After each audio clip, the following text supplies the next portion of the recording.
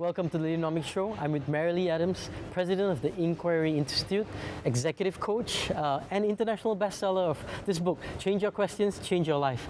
Marilee, welcome to the show. It's a pleasure to be here. Great to have you with us. Tell us a little bit about how you got into the space. I think you're also an adjunct professor at the American Institute. At American University. American University. I teach a leadership course in the School of Public Affairs. Okay. How did you get into this whole space? And how did you become who you became? And as I said earlier, and I'm still becoming. Absolutely. We all are, right? That is correct. And if we ever think we're stopping, we're gone. Yep, absolutely. So originally, I have a degree in psychology, and I was a therapist for many years, and learned a lot about thinking and relationships. And after many, many years, I wrote a textbook in psychology and left. That's the art of the question. Yep. And decided I wanted to take what I had learned into the world beyond psychology, into the world of organizations and business and teaching and coaching. And it's worked very well. And then after doing that successfully for a long time, I discovered, I wrote this book, the first edition in 2004, the second edition 2009, and this book, which is really a leadership coaching business book, made its way also into education in K through 12 and also higher education. Fantastic. And then I started getting requests from colleges and universities and K through 12 to do work with teachers and school systems. So I have a lot of fun. So what does this book tell us? I mean, what's the big insight here? The big insight here, you see on the cover, it says the power of question thinking. And all of this work is based on kind of a reformulation of what thinking is. So the way that we think is actually an internal question and answer process. Okay. And when you realize that you're asking yourself questions all the time, and the questions you ask yourself pretty much shape how you feel, how you think, how you behave, how you relate, and what kind of results that you get, then it becomes very motivating to learn how to identify the questions that are already there so that you can decide whether those are the ones that you want to shape your future. So I know the saying that says that answers don't change the world, questions do, right? That's correct. So I'm sure you subscribe to that. So can you give us some examples of how this works? Sure. So right now we're having a conversation. Right. And I'm going to guess that you're asking yourself some questions, such as, what will be of interest to our viewers? What do they want to learn? Absolutely. What questions should I ask that will bring out the most interesting and useful advice from Marilee? And so notice you're shaking your head because you can identify those questions. Yes. And then the way you answered those questions was you communicated with me. So in a similar way, a lot of the work that I do is around teaching leaders how to think.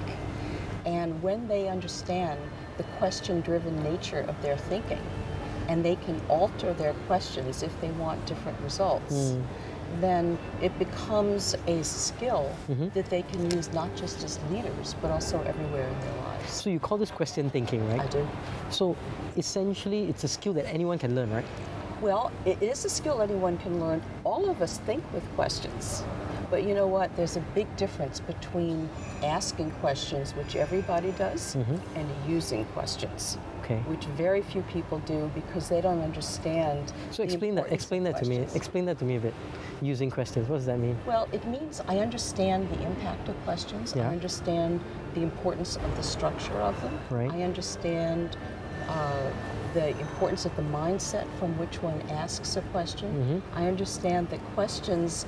The questions come alive in their impact. And so questions are inherently relational. So when I understand all that, then I think about questions in a very, I pay a lot of attention to the structure of the questions, to the impact of the questions, and how that makes a relationship work. No, I can see that can be a very important tool for leaders too, right? Or especially senior leaders. Well, not only senior leaders. For all leaders, right? Because we have leaders, many different definitions. First of all, obviously senior leaders, but we also have a leadership pipeline. We have the whole concept of leadership by influence, not only position.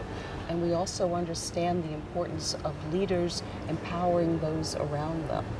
So in all of those cases, the more that you can manage your own thinking and your own mindset, the better you're going to be. Wow. Now, you said you were a therapist for a long time, 25 years or so, right? Yeah. How has that influenced your work? How has that helped you to be who you are? Well, it helped quite a lot because it gave me a very deep understanding of how people think, what motivates them, what is required for real change to happen and not superficial change. And so all of the things that I learned were very easily imported into the business and organizational space. And I think that what I'm able to do and see is richer because of I've been taught so well by so many people. In my practice, also all my teachers. So if you were to impart some words of advice to, like, say, a CEO of an organization, what nuggets of wisdom would you advise them? For the CEO of an organization, this might sound funny, but I would want a leader to be asking themselves, am I leading from ego or am I leading from service? Okay. And that question will tell a person a lot about what they're doing and the depth of it. I think that too often these days we worry about the short term and the apparent result and not about the long term and thinking systemically and also thinking in terms of good communication, really listening to the people around us, empowering the people around us. And those are the skills for 21st century leaders, and they're imperative. They're imperative.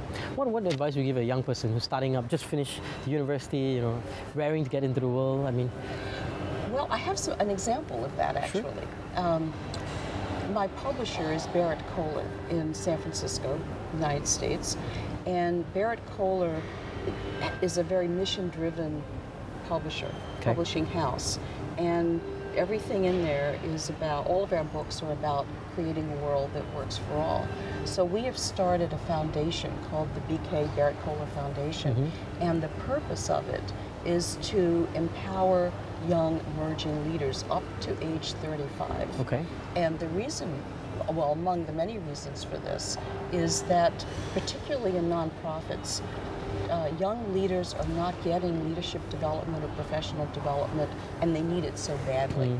So I've been lucky to get a small grant from the BK Foundation, and I've been working with an elementary school in Brooklyn, New York. It's an Achievement First charter school, and two of their leaders under age 35 have attended some of our workshops, and we've also gone to the school and done some work with the entire staff.